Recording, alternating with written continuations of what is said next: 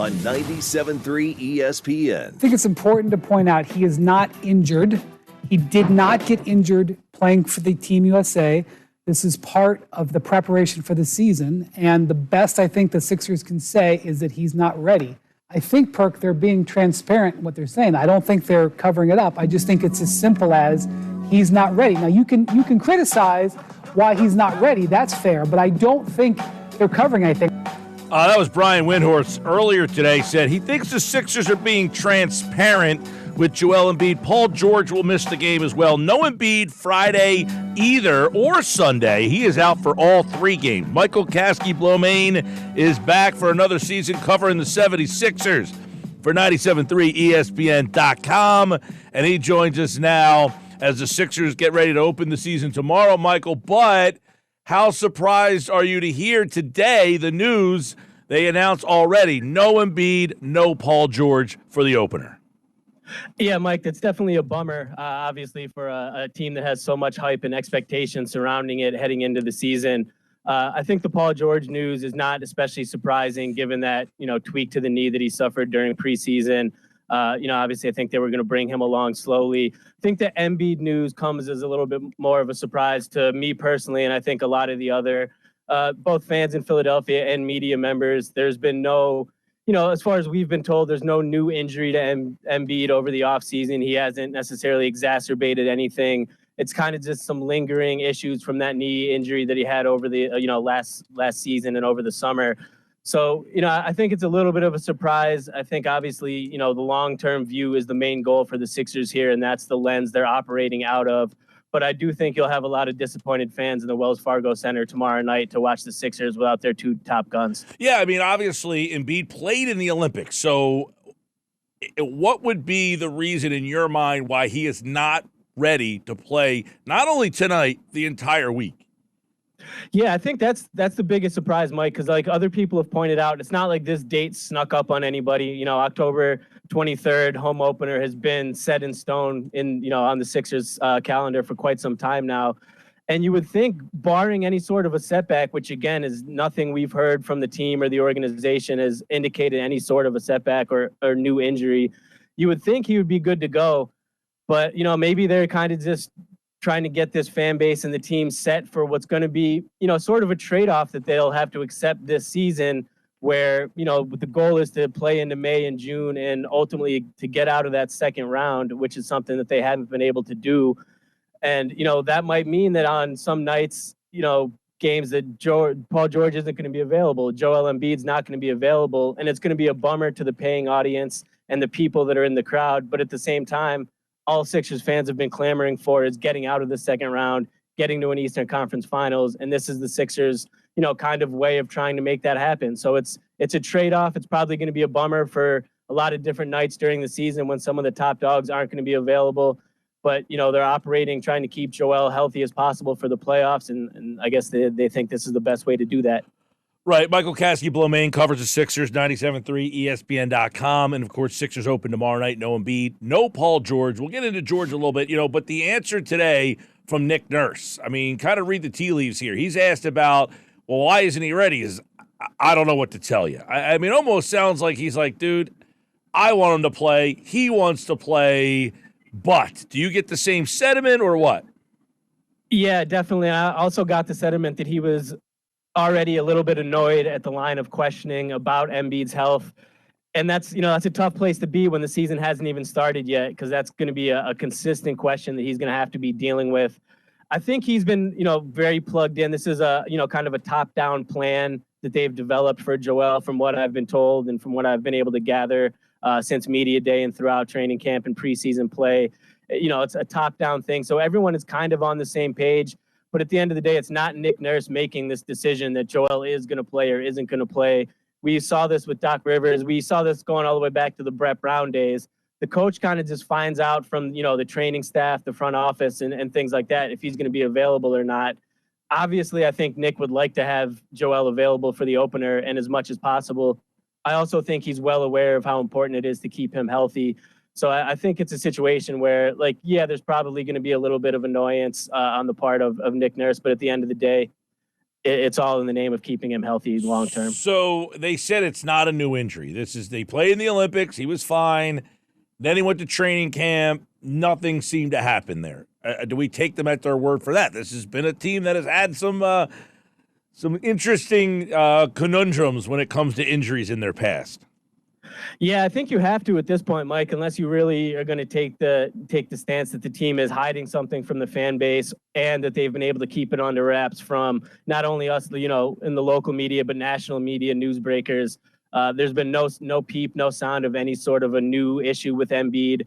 They've maintained since, the first time we got to talk to any of them in media day, it was laid out pretty clearly at that point that there was going to be, a lot of restrictions on Joel. It's going to be a different situation. So for now, I think we have to take the organization at FAU and at its word, and that, nothing further has happened to the knee or to Joel, and that it's just the beginning of what's going to be a long season of, injury and pain management. Michael, Paul George, obviously we saw him get injured. It was reported that they kind of dodged a bullet with this. I mean, do we anticipate that he'll play this week, or do you have more concerns that if he's not playing tonight, that he might not be ready, who knows when? Yeah, I think there's a good chance that Paul George misses a handful of games to start the season. It's not something that's concerning in the long term, other than the fact that, you signed Paul George at 34 and gave him a 4-year max deal, knowing the injury issues that he's had recently in the past, and also knowing, he's not getting any younger. There's a lot of miles on that body already, a lot of injury issues. So the fact that, he's already dealing with a new injury issue that popped up in preseason that puts his status for the beginning of the season in jeopardy, not an ideal situation. Wouldn't be shocked if he was sidelined like Joel for the first 2, 3, 4 games, but I don't think it's something that's worth, long-term concern, more just kind of a bummer for the first week of the season for people that were really excited to see him in that number 8 Sixers jersey. All right, so no Embiid, no George, and obviously this is going to be happening a lot. We're going to see, Embiid already said, I'm not playing back-to-backs maybe ever again. Paul George has had some injury issues. When Embiid did not play last year, they were the best team in the league in the regular season with him. When he went out, they were barely a playoff team, probably wouldn't have been a playoff team if they had to play with him. Are they more equipped now to play without these two guys? Yeah, absolutely, Mike. I do think you can say that confidently, and I think that was a priority for the front office over the offseason, making sure that there was enough ancillary pieces around Joel that, when he misses what's going to be, anywhere from 15 to 20 to 25 games this season is my guess, in terms of if he's not playing back-to-backs, already missing some games here and there. They're going to be out without him for a good chunk of the season. And I think they knew that. And I think, obviously the one signing that everyone will point to is Andre Drummond as a guy that can just come in, fill that starting center role, provide rim protection, rebounding, 2 areas that they really struggled with when Joel was out last season. That one signing kind of addresses, several of the big issues. And then other guys, bringing back Kelly Oubre, bringing back Eric Gordon, Tyrese Maxey taking another step. I think they have enough pieces on offense that they can keep the team afloat. But at the end of the day, we're getting into another season with the Sixers here, where for a lot of fans, it's a talk to me in April situation, talk to me in May situation, where, it doesn't matter much how well they do during this regular season, as long as they're in that playoff picture. It matters how they're holding up and if they're healthy come April and May. And for now, we don't know how that's going to shake out. All we can do is, hope the Sixers have this plan in place that will indeed get them to the playoffs as healthy as possible. All right, MKB, no Paul George, no Embiid. So what's the lineup look like in your mind tomorrow night? Yeah, it'll be definitely interesting. I mean, obviously you think you slide Drummond into that starting center spot. You got Maxey in there. I think Kelly Oubre will be the, starting in there. Probably Eric Gordon at shooting guard would be my guess. And then you got Caleb Martin probably in that power forward spot. So, a starting 5 of Maxey, Oubre, Gordon, Martin, and Drummond, which, isn't terrible on paper considering the 2 guys that you're missing. Certainly think it's an improvement from the lineups that we saw them roll out, in Embiid-less games. We've seen him take major steps every year in terms of growth and development in his game. And I think they're going to need him to do it again this year. He's going to be the one, consistent guy out there. Embiid's going to be in and out. George is going to be missing some games. Maxey's going to be that one guy that this organization is relying on night in, night out to, go put up points and put this team on his back. So I think he'll have a a great opportunity to, further his own career and take another step forward this season. Yeah, they added all these pieces. You almost wonder who are the odd men out here. I mean, it almost feels like they have too many guys that you're like, well, I can see that guy play, I can see that guy play, and I can see that guy playing, but you can't play them all. I mean, where are some of the questions that you have? I definitely think it's fair to wonder how much Jared McCain is going to see early on, which I know a lot of fans are pretty eager to see him play out there.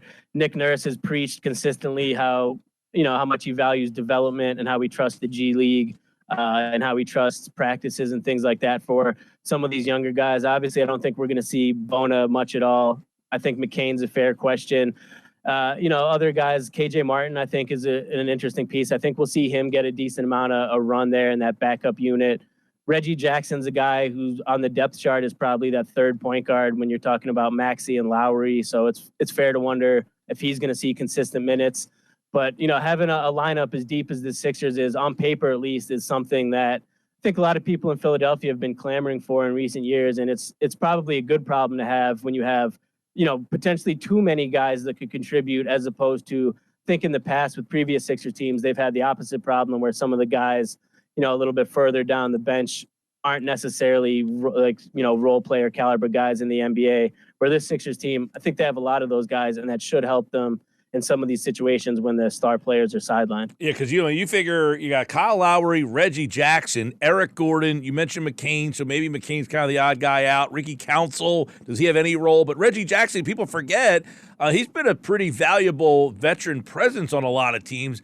So what kind of role does he have? Gordon, we know, is a shooter. McCain, who shot the ball well in preseason. People forget Lowry's here, so you got that guard kind of logjam there. When George comes back, does Oubre or I don't know what happens. I guess Oubre and George probably start. Maybe Gordon goes to the bench. And then you got Gershon here, too. I mean, another guy who's kind of interesting. Yeah, absolutely. And like you said, I think all these guys can contribute, and I think all of them – it's kind of a cliche thing to say, but I think all of them will have an opportunity over the course of the season. I don't think that staying healthy is going to be, necessarily limited to George and Embiid. I think they're going to want to keep this team as fresh as possible, considering, kind of the age. This is certainly not one of the NBA's younger teams. When some of the guys we're talking about are, my age and older: Eric Gordon, Kyle Lowry, Reggie Jackson. These guys are getting up there in NBA years, and, to keep them healthy, I think you're going to need all of them to play different parts. So throughout the year, I think they'll all get an opportunity. Early on, I think we'll see a lot of the familiar faces. I think Kyle Lowry will get a good amount of minutes in that backup point guard spot. Oubre, I think we'll see a lot of playing time, even when George comes back, whether or not he's in the starting lineup. So, it'll definitely be interesting, and it's not a bad problem to have. I think the front office, did a pretty good job over the offseason in that regard. Yeah, it almost seems like they've had an overstock of guys, and they can kind of pick and choose when they want to rest guys. Yeah, exactly, which, again, it's a good problem to have, but at the same time, it's a little difficult. You want to have your rotations kind of set. You want to get good, vibes and grooves going on with the guys out there. So it's going to be a lot of juggling, I would say, for Nick Nurse this season. So hopefully he's well-versed in doing some juggling. All right, tomorrow night, of course, Sixers open the season. You can listen to the game on 97.3 ESPN. No Joel Embiid. They'll play Toronto Friday and Indiana Sunday. Embiid will be out for all three of those games, and then we'll see if he's back for the Wednesday night game against Detroit. We'll see on Paul George as well. The season opens tonight. Has anybody closed the gap or caught Boston? It's tough, Mike. On paper, you want to almost say the Sixers. I think they have the most talented lineup in the Eastern Conference, at least on paper, again, outside of Boston. The Knicks are obviously playing tonight against Boston in that opening night, and I think that's a team that a lot of people have their eyes on after the moves they've just made. Just traded for Karl Towns recently, brought in Mikal Bridges over the offseason. Julius Randle shipped out. Dante DiVincenzo's gone. So, that's a team that shook things up in a pretty major way after a successful season last year. And I think that'll be, another team that a lot of people will be expecting big things from. But when you look at the East specifically, I think the Celtics are kind of in a class of their own, a head and shoulders above everybody else. But to me, on paper, I think the Sixers are right there as long as they can stay healthy. And then in the West, you have a lot of these same teams. I think, the Nuggets should be there again. Jokic, Aaron Gordon, Jamal Murray. Michael Porter. I think all of that team will be right there again. Mavericks made the finals last year, made some moves over the offseason. There's to me, it looks almost as wide open as it's been in recent years, especially in the Western Conference and the East. I think the Celtics are the clear favorites again, and down from that, there's a lot of opportunity for teams to, make something happen. All right, man. Well, another season is here. We hope to have plenty of coverage for the people out there here on 97.3 ESPN. Man, I don't know. The Paul George signing, we'll see how that kind of reinvigorates a fan base that really, as you said, we'll see in April. We'll see in April. We'll see in April. Is there anything this team can do from now till then to win people over and get excited about them? Yeah, unfortunately to say, Mike, I really don't think so. Obviously, unless they go out here and they're just absolutely dominant throughout the course of the regular season. But given these restrictions and injury issues that we've been talking about to their key guys, I don't really see that happening. I think this is a team that's going to be, fighting for positioning, hopefully in that top 4 in the Eastern Conference. And, maybe if Jared McCain comes out and gets some minutes and shows that he could be a real valuable piece in a playoff option, which seems like a stretch at this point. I just think it's at a point with the Sixers team and this lineup where it's, talk to me in the playoffs. As long as they're in that picture and get to there healthy, I just feel like the fan base is kind of waiting to see if they can take that next step. All right, listen to it all unfold right here tomorrow night, 7:30. The tip: Sixers, Bucks. No Middleton in the game for Milwaukee, by the way. 97.3 ESPN. Of course, Friday night we'll have the game as well. MKB has the coverage over at 97.3ESPN.com. All right, my brother, it's good to see you again. You too, Mike. Looking forward to another season.